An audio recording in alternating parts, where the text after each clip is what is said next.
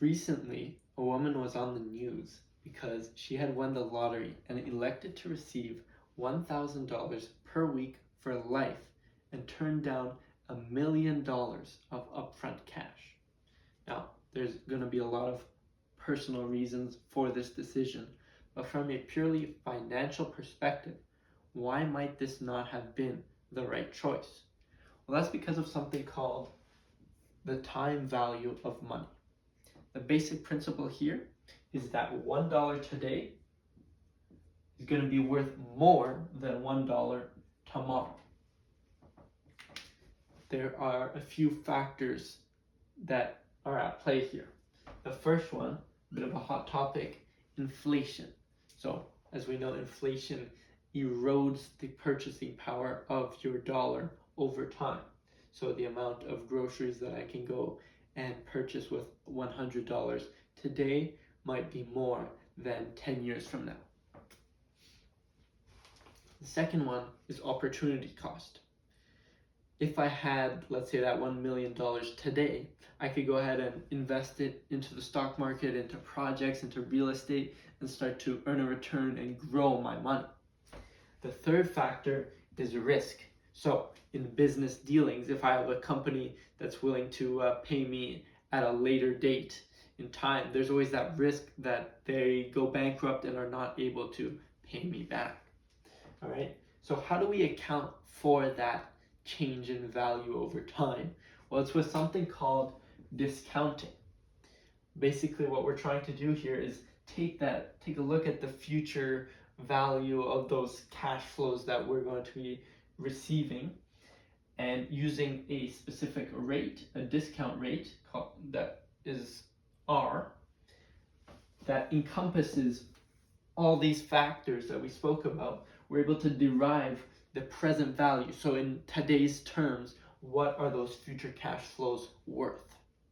Now, there are a couple of different ways that you would calculate it depending on the type of cash flow that you're dealing with. So in the case that you'd be receiving a single sum at a later date, the present value would be equal to the future value, so let's say $1 million,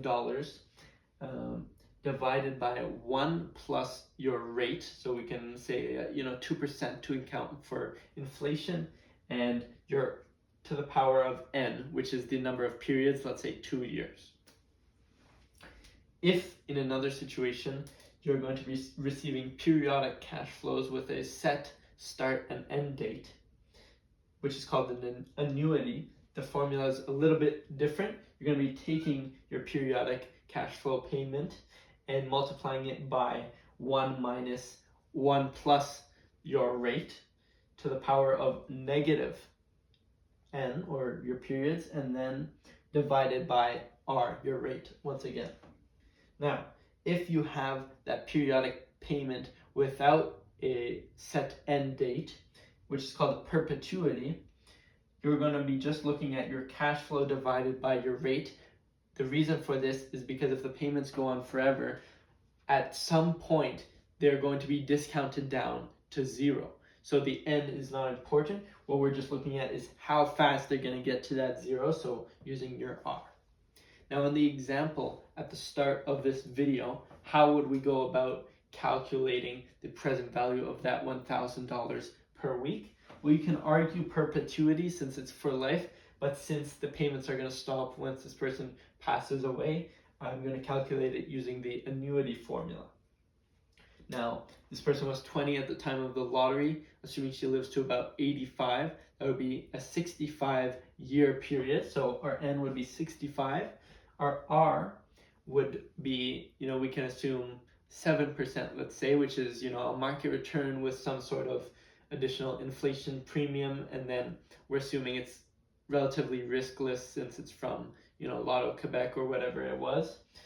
And an important note here is that our cash flow number wouldn't be the $1,000 per week, because our n and our r are in yearly terms, which means our cash flow also has to be in yearly terms. So you take 52 weeks times that $1,000 to get $52,000 annual payment. So that would be your cash flow. And plugging that all into your calculator, you're going to see that that the present value of that $1,000 per week for life is going to come out to about $730,000. So quite substantially less than that $1 million of upfront cash.